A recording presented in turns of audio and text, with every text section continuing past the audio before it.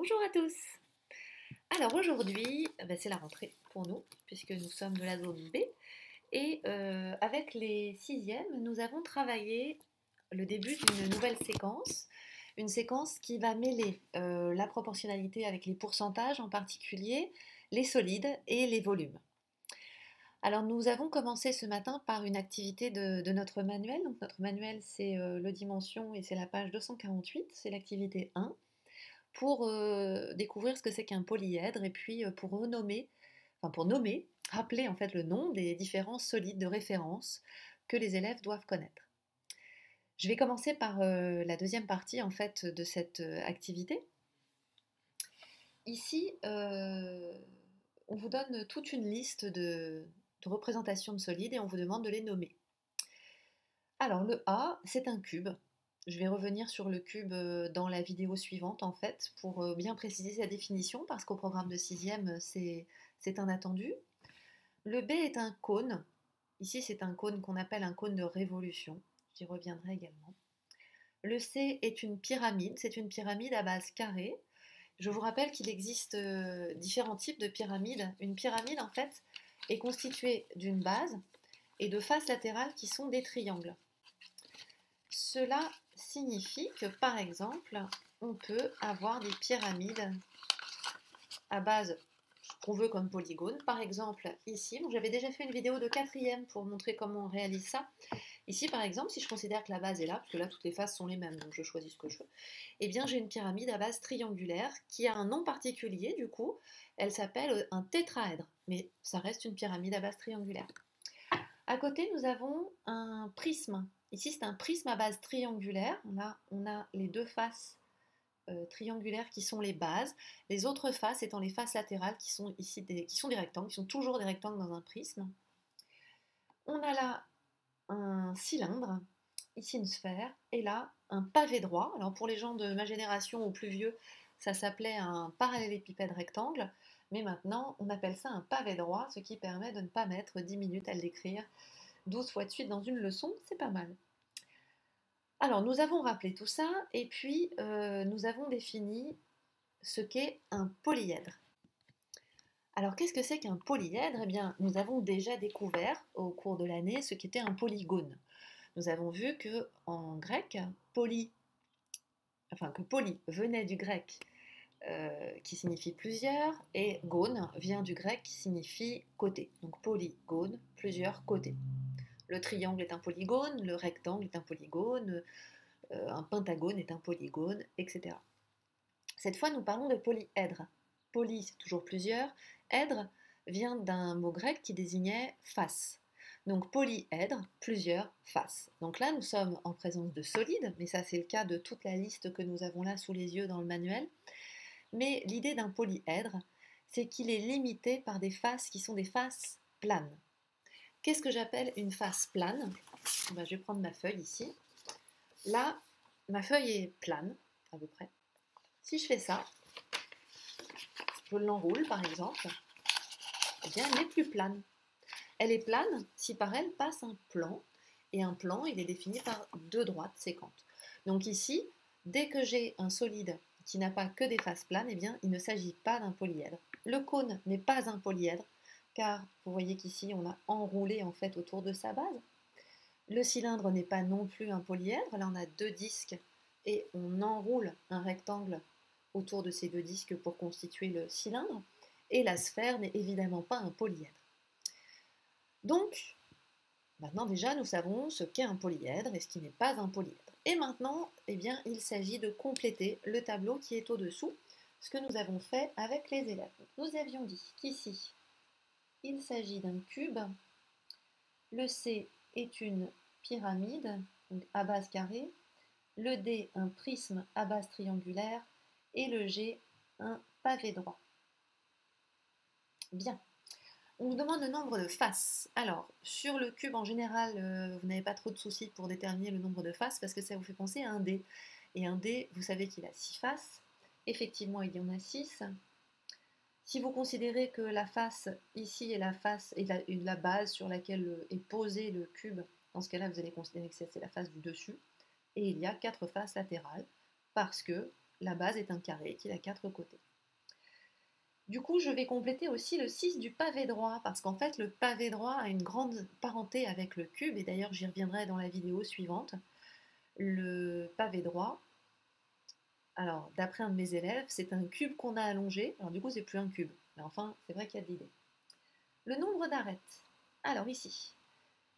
D'abord, si je considère le carré ici sur lequel repose ce cube, il a 4 côtés.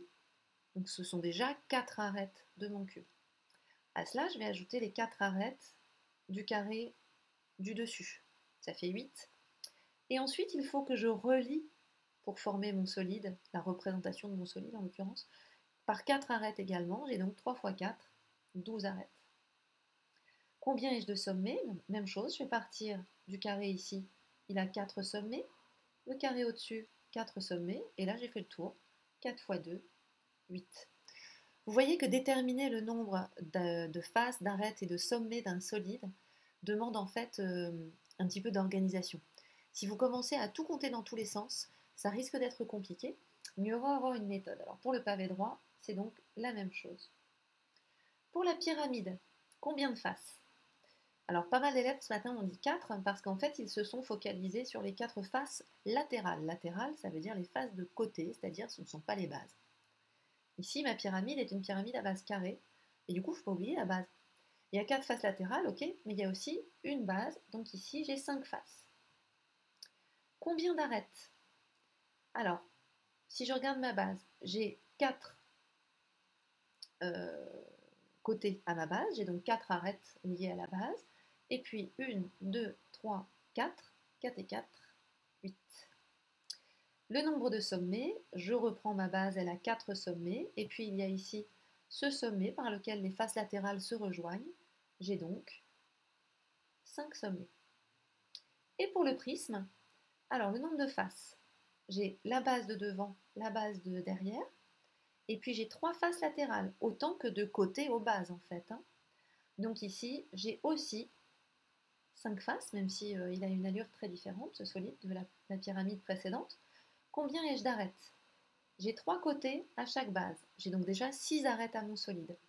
Et les deux bases, elles se rejoignent par des arêtes ici que je peux tracer en trait plein ou en pointillé. Nous y reviendrons aussi dans une autre vidéo. Ça me fait donc 3 fois 3, 9 arêtes. Et pour les sommets, eh bien j'ai les sommets de cette base et les sommets de celle-ci. Ça m'en fait donc 6. Alors juste une petite précision sur le C. Le C, nous avons dit que c'est une pyramide à base carrée, mais en fait, on n'en sait pas grand-chose. C'est une pyramide à base quadrilatère, ça c'est sûr, ça se voit, il y a 4 côtés. Maintenant, savoir si c'est un carré, c'est un rectangle, si c'est un parallélogramme, ben, c'est pas tellement possible en fait, parce qu'il n'y a pas de codage. Alors, on accepte finalement une espèce de réflexe scolaire quand on voit ce type de pyramide en disant que c'est une pyramide à base carrée, et c'est vrai que nous sommes partis là-dessus avec les élèves ce matin, mais en fait, il nous manque des informations pour le savoir. Je vous montre l'autre partie de l'activité. Nous avions ici, alors pas un tour du monde parce qu'il manque carrément des continents, hein, mais nous avions des images venues d'un petit peu partout pour reconnaître des solides qui étaient apparentés à ces endroits-là. Alors je trouve ça très intéressant parce que ça pose la question de la représentation et de la modélisation. Ici, quand on voit ces images, on peut dire bah, ça c'est une sphère et puis ça c'est une pyramide. C'est ce que l'exercice attend d'ailleurs. En fait, c'est un petit peu plus délicat parce que les sphères, les pyramides sont des objets qui existent au départ dans ma tête. Ils sont définis d'une façon qui est idéale et quelle que soit la façon dont je les réalise, il y a fort peu de chances que j'arrive à réaliser une sphère parfaite. Une pyramide, c'est peut-être déjà un petit peu plus possible et encore, ça va être compliqué sur le plan concret d'arriver à avoir des faces parfaitement planes, etc. Donc en fait, là, la question c'est quel solide ces photos nous évoquent-elles? C'est de l'évocation. Ça nous fait penser à, mais ce ne sont pas effectivement des solides parfaits du tout. Et d'ailleurs, il y a des éléments qui sont carrément gênants dedans pour les ramener directement à des solides mathématiques. Alors, le moulin. Mes élèves m'ont dit qu'en bas, on avait un cylindre. Donc, vous voyez, par exemple, il y a les fenêtres, il y a la porte, effectivement, ça ne va pas. Et en haut, on a un cône, pyramide. Ici, les piliers d'un temple d'Athènes font penser à des cylindres. Alors la maison en Pologne, les élèves m'ont dit d'abord que la partie du bas, la partie en romain de bois, était pour eux, évoquait en tout cas un pavé droit, et que le toit, sans évidemment sa petite avancée, hein, évoque un prisme droit, un prisme à base triangulaire. Ok, d'accord. Mais c'est aussi en entier, si on regarde la maison, un prisme à base pentagonale. Alors, je vais reprendre le motif de la maison.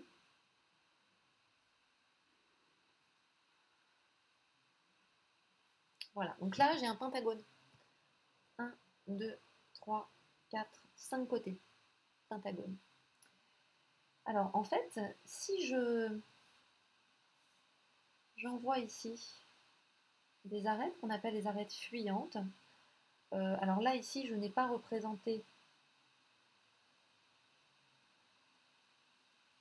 des arêtes cachées, mais je peux le faire. Voilà. Eh bien, je vois qu'en fait, la maison en entier est aussi un prisme. Un prisme à base pentagonale. Première base ici, deuxième base au fond. Voilà, c'est mal fait hein, ce que j'ai fait. Là, en plus, je me suis trompée. Voilà, excusez-moi. Mais en tout cas, j'ai bien les deux bases qui sont identiques et superposables, qui sont parallèles, et les faces latérales qui sont des rectangles. Bon, là, j'ai vraiment bidouillé, hein, je suis désolée. En tout cas, je peux effectivement décomposer, comme me l'ont proposé les élèves, la maison en deux parties, mais je peux aussi la considérer en une seule. Pyramide. Alors ici, c'est intéressant parce que ce bâtiment s'appelle les cubes de Sanjay Puri, en Inde, et justement, ce ne sont pas que des cubes. Ici, on a des pavés droits, clairement des pavés droits, puisqu'on a des faces qui sont visiblement des rectangles non carrés. La tour Montparnasse, qui ici sur la photo en tout cas ressemble plutôt à un pavé droit. Cette œuvre d'art à Valence en Espagne qui est un cône. Ici les gratte-ciel, en général ce sont des pavés droits. La photo ici est en contre-plongée, ce qui fait qu'elle a un peu perturbé certains de mes élèves. Mais si on pense à un gratte-ciel, en général c'est un pavé droit. La géode qui est en fait une partie de sphère. Et puis, alors on a ici un immeuble d'habitation au Danemark qui est très intéressant, qui lui aussi en fait est un prisme droit. Sa façade ici, en forme de M, en est une base. Derrière, que nous ne voyons pas, vous avez exactement la même base, qui est la façade arrière, et entre deux, on a des faces latérales qui sont des rectangles. Voilà pour la première partie de cette leçon de ce matin. Ce que je voulais que les élèves retiennent, c'était le vocabulaire des solides, donc qu'ils sachent reconnaître ces solides-là, qu'ils en connaissent les noms, et puis qu'ils commencent à bien faire attention au vocabulaire face, arrête, sommet. À bientôt!